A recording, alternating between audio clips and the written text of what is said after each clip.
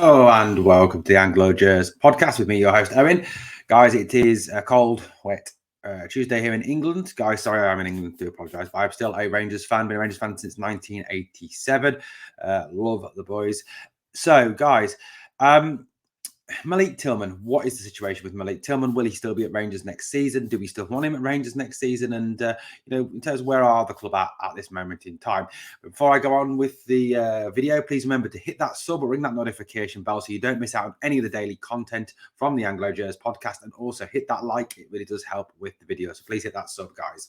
So, obviously, after Sunday's defeat to Celtic in the League Cup final, Rangers are, I think, in a situation where they do need a rebuild. We do need a rebuild. We do need to get rid of certain players, get rid of certain sick notes as well, who have an awful lot of time where they are off the field injured.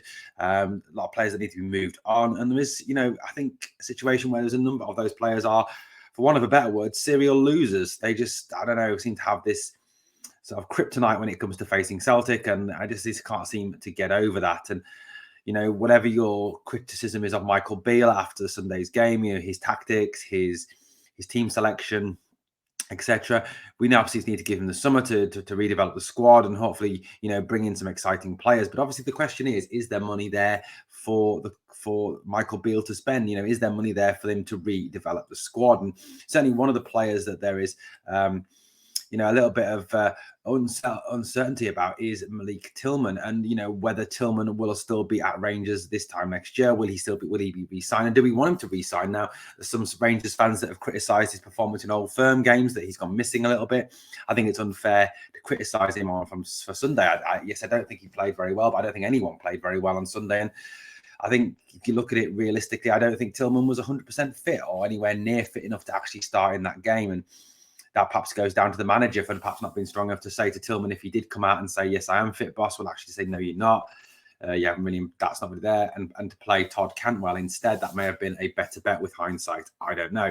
But Tillman certainly is a quality player since he has come to Rangers. If you look at his statistics from this season, in the Scottish Premiership, he has played 23 games, 7 goals, 4 assists, also 4 cautions. Champions League, he played 9 games, 1 goal as well. He certainly has contributed this season and has certainly grown in confidence as the season's got on and sort of developed into Scottish football. And that's another thing, you've got to consider, that this guy has come from German football, from Bayern Munich. German game is more physical than a number on the continent, but it's still...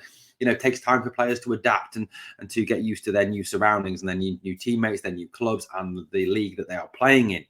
So Tillman has, I think, as the season's gone on, has got better, has, bossed games. He has shown that when he is played in the correct position, that he can actually have a major effect on that game. But I think one of the big concerns for a number of Rangers fans, and I think for those of us who want Tillman to stay next season, is the fact that can the board and will the board spend the money needed to acquire Tillman for next season? Now, Bayern Munich have said that they are willing to sell Malik Tillman and don't see him as having a future with the Bundesliga giants. He's not, obviously, I don't think, a player that they're going to put into their team. And they obviously have Bayern have a great pulling power across Europe to bring in whoever they want. So certainly, even though Tillman has made this impact for Rangers, there is I think a worry that the club won't be able to spend the money on Tillman. Now, what is Tillman's buyout? Well, according to a number of sources and a number of insiders, the going price for Malik Tillman is £6.2 million. That is the going price, apparently. Now, there is a lot of concern that Rangers won't pay £6.2 million, or certainly have not got £6.2 million to spend on Malik Tillman, which is a worry.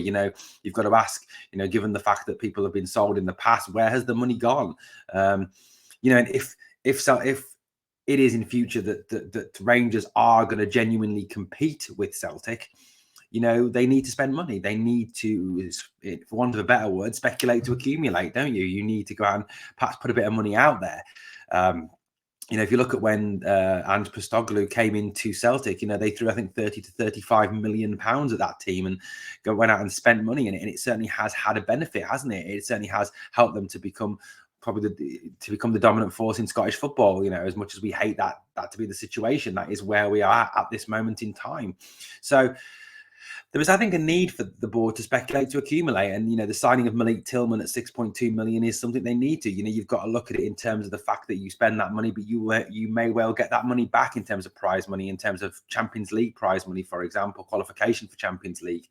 That is where you need to be looking at it, because at the end of the day, that is where the money's going to come from. Gate revenue as well.